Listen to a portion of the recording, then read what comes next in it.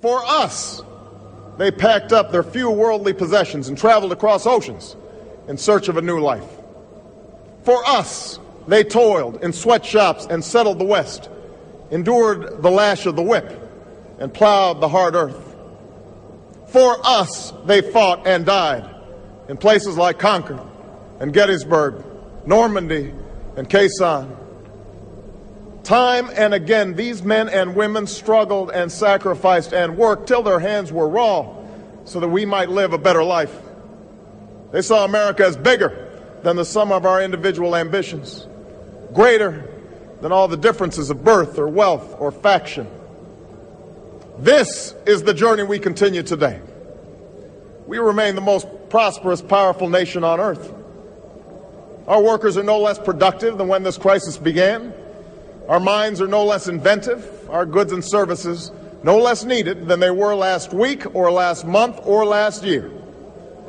Our capacity remains undiminished.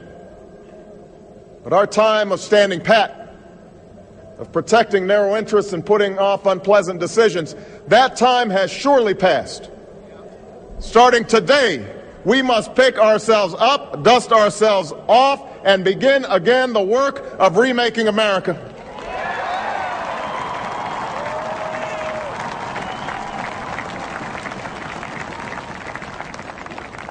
For everywhere we look, there is work to be done. The state of our economy calls for action, bold and swift, and we will act, not only to create new jobs, but to lay a new foundation for growth. We will build the roads and bridges, the electric grids and digital lines that feed our commerce and bind us together. We will restore science to its rightful place and wield technology's wonders to raise healthcare's quality and lower its cost. We will harness the sun and the winds and the soil to fuel our cars and run our factories, and we will transform our schools and colleges and universities to meet the demands of a new age. All this we can do. All this we will do. Now, there are some who question the scale of our ambitions, who suggest that our system cannot tolerate too many big plans. Their memories are short, for they have forgotten what this country has already done, what free men and women can achieve when imagination is joined to common purpose and necessity to courage. What the cynics fail to understand is that the ground has shifted beneath them, that the stale political arguments that have consumed us for so long no longer apply. The question we ask today is not whether our government is too big or too small, but whether it works, whether it helps families find jobs at a decent wage, care they can afford, a retirement that is dignified. Where the answer is yes, we intend to move forward. Where the answer is no, programs will end.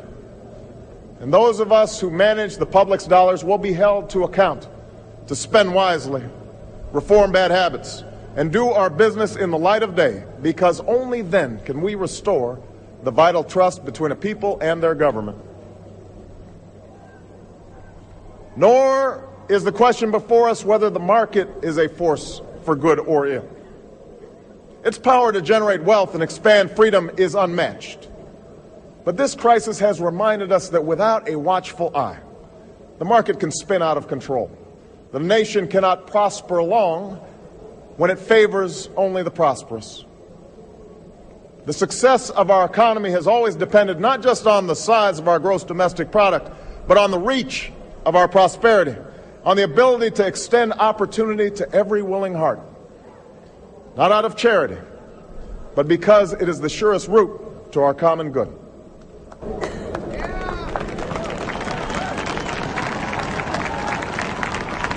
As for our common defense, we reject as false the choice between our safety and our ideals. Our founding fathers,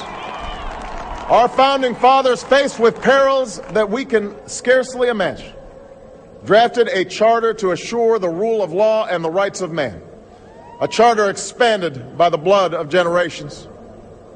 Those ideals still light the world, and we will not give them up for expedience sake. And so, To all the other peoples and governments who are watching today, from the grandest capitals to the small village where my father was born, know that America is a friend of each nation and every man, woman, and child who seeks a future of peace and dignity, and we are ready to lead once more.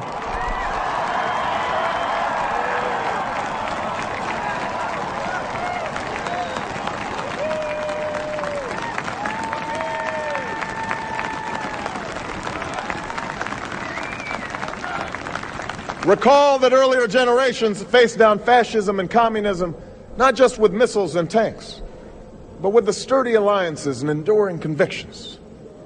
They understood that our power alone cannot protect us, nor does it entitle us to do as we please.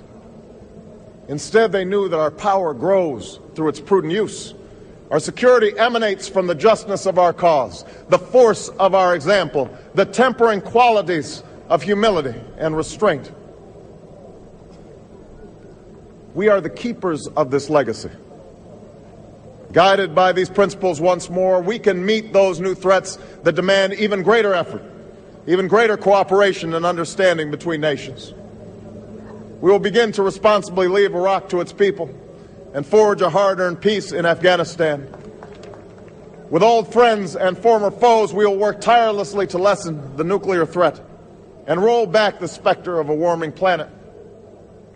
We will not apologize for our way of life, nor will we waver in its defense.